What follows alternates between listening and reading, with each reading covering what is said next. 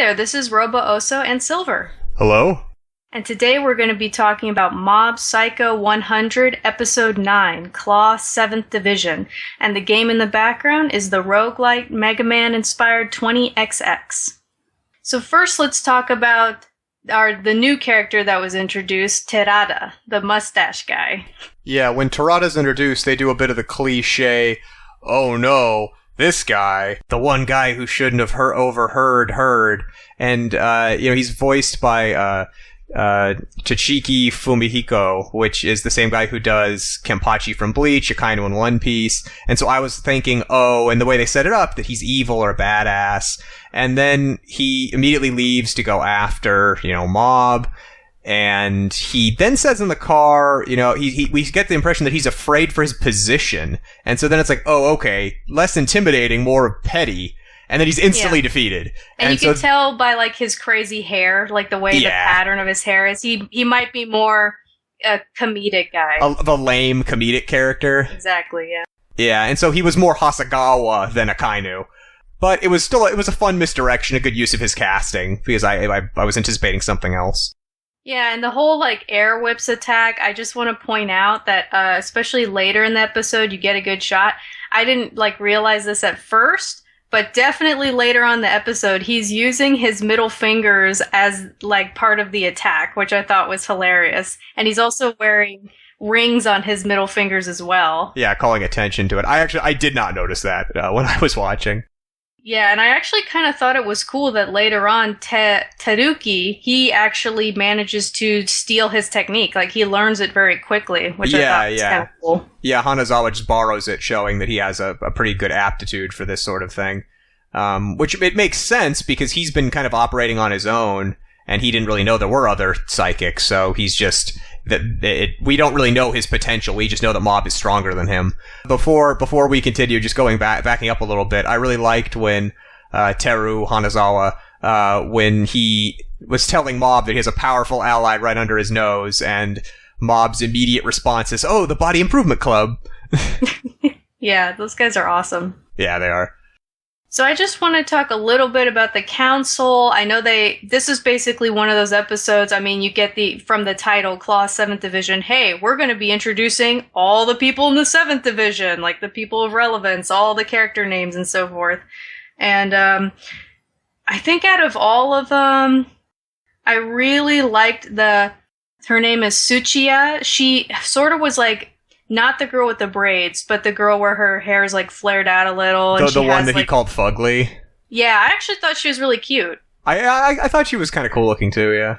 And I did also like the Ishiguro guy who wears the gas mask and he has a really inappropriate voice. Yeah, I figured, because he's in the intro, I figured when he was introduced, he'd either sound really creepy or he would be a girl or sound young, and yeah, they went with the kind of young, cute sounding voice. And I also thought, too, the guy who wears the glasses, whose name is Sakurai, it just makes me think of our one and only wonderful protagonist who also wears glasses, who's amazing. So you thought of Sakamoto? Yeah, because it's just the name is sort of similar, but, I mean, he's a completely different character, too. And then, of course, you've got Muto, the long chin guy who... Yeah, the one who we think murders Kaito. Yeah, but as we've seen in the episode, it seems to be some sort of illusion of showing people dead corpses and whatnot. Yeah, I mean that's but before that, I thought that I was suspicious when that happened, because it was so incongruent with the show to have this quick brutal killing and then to have it just shown. It's okay. That was a little bit odd to me, and given what we've seen from other things that one has done, I was suspected there was something more going on. And also I remembered that they were telepathic, so I thought that maybe the brother would figure it out somehow. I didn't pick up on the fact that he would still be in contact with him. I didn't go that far with my hypothesizing, but I did think that maybe he would have been able to sense that he was lying to them or something. But that got explained and resolved pretty quickly, and I thought it made sense, and it was good. I also kind of liked how the two brothers, it's you have the older brother Daichi, who is sort of rounder, and then you have Kaito, who's the square one that looks like he's from Minecraft. Yeah. And how they're a little different like that. I think that's kind of funny, but I did think it was a really good, when we're talking about like the framing of an episode and directing of an episode, I really liked when they all thought that that Kaito was dead, everybody falls to their knees and is like crying and scared. But Kageyama, or Ritsu, is right in the center of them, and he's still standing. So even though he's shocked, he's still standing, which shows that he's the stronger, character out of all of them. And it's interesting that Daichi was ever fooled. I mean, we've kind of shown that he isn't a very good psychic, his telepathy with his brother was a little bit weak. But I was still surprised at all that he was ever fooled. But, whatever. It's okay. Now, one of the funny jokes in this episode is when Ritsu says to them, like, what are your names again? Which is exactly what I was thinking. Yeah, I mean, not being native Japanese speakers, but also just the fact that they were introduced and they were lame. I wasn't sure they were ever going to really be featured prominently, so I really didn't pay attention to their names. So it was good to have them be reintroduced. Yeah, and I like that the girl, one of her names is Kurosaki, which instantly, makes me think of Kurosaki Ichigo. Yeah. And I also like the Asahi Go guy, how he says he's a godsend, and then, like, Ritsu's like, well, who says that? Like, who says you're a godsend? That, again, like, another funny joke, making fun of their... him like really building up his ability, but he's really like nowhere near as strong, as Kageyama. Yeah. And kind of moving forward to once Mob and Hanazawa and Dimple, when they get inside, or when they're about to get inside, I was really surprised how quickly Mob transitions from really being reluctant to use his powers, being forced in the fight from the earlier episode, to now seemingly thinking it's okay to use them. I mean, he crushes Tarada, and we do see him be seemingly anxious or nervous before they get inside when they're out in the bushes. But once they get inside, he really seems calm, and Hanazawa actually comments on how it's unsettling to see how calm and detached Mob is.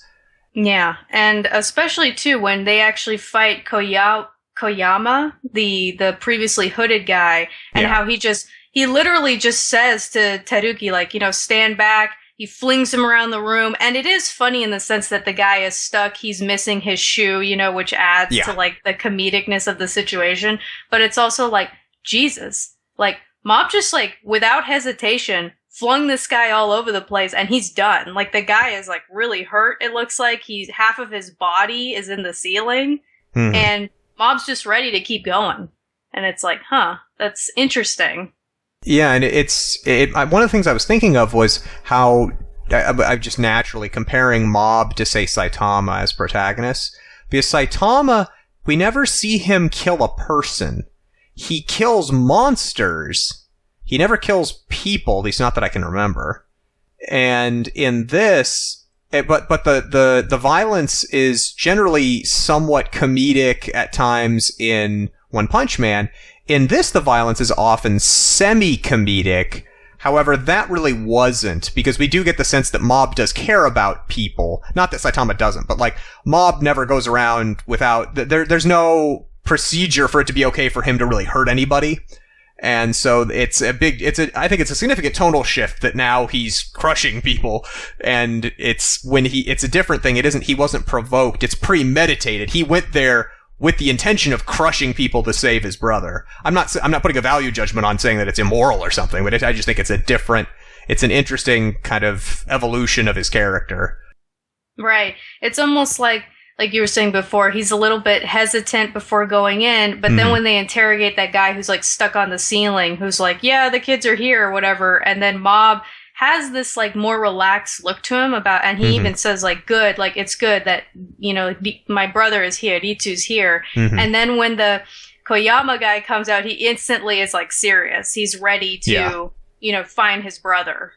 I also just want to go back a little bit just at the really funny part of Dimple possessing that random guy and explaining how espers have mental protection when they're unconscious. So he can't, like, possess Terada, which I thought was funny because it's like, well, wait a minute, the guy's unconscious. Like, that's still...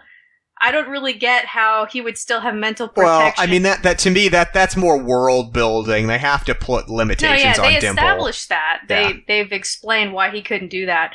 But it is funny to hear, Dimple sounding even a little more badass as he's possessing that guy, which I thought was funny. And then they have that amazing shot of them all ready to go into the base, which is our thumbnail. Just like an amazing shot. Yeah. So the only other thing I just wanted to mention, going back to them getting out of the cell, I just thought it was funny where the lock, they burn the spoon, they put it in the lock, and it seemed like that one guy was going to use his power to open the lock, and it just opens on its own. Yeah, I wasn't sure if it just opened on its own, or maybe Ritsu did it, or I don't think Ritsu did it. That really wasn't, but I was kind of confused by that. I know it was supposed to be funny, but yeah, it was a little unclear, but yeah, a good sequence. I think it was just the point was that, you didn't need to use your power, like, the lock already opened, and then the fact, like, Kageyama walking out of the cell, and they're just like, and then the whole, like, I really liked how he noticed the camera and the blind spot, and how he was able to take out those people really quickly, and he's also really serious about getting these people out of the way, like, he's, hurting these people probably. Oh, no, yeah. He seems much less, as we've seen when he lost control and the power went to his head and he was just hurting people, he seems to have returned more to the Ritsu that he was before in terms of being composed emotionally. And we can see that even in really threatening circumstances, he's still thinking clearly. Even when he thought that Kaito was dead, he was still dead set on trying to escape, on resisting and getting out. Then when he found out, he's still alive, things are okay, he was like, okay, great, now we can go ahead with the plan I was going to try to convince all of you to do anyway. And he notices the camera, his intention the whole time was to walk into the blind spot to defeat them. So we get to see that he's very calculating. Yeah, extremely intelligent and strategic. But yeah, I was just going to now talk about just the promo for the next episode. I just thought it was funny when they say in the subtitles, like, watch as the division, as they fight back, and they childishly refuse to hold back. And I'm like, I just think that's funny because, like, funny in how it was worded, because a lot of anime, they do this thing where they build up their powers and, this isn't even my final form, and they're still getting stronger. But with this show, very fast-paced action. Like, Mob instantly takes out that guy. His brother instantly takes out those 3 guys. So I'm looking forward to seeing this next episode, episode 10, the Heinous Aura Mastermind. I'm looking forward to that being a lot of fast-paced action and a lot of, like, everybody just instantly using their more stronger abilities.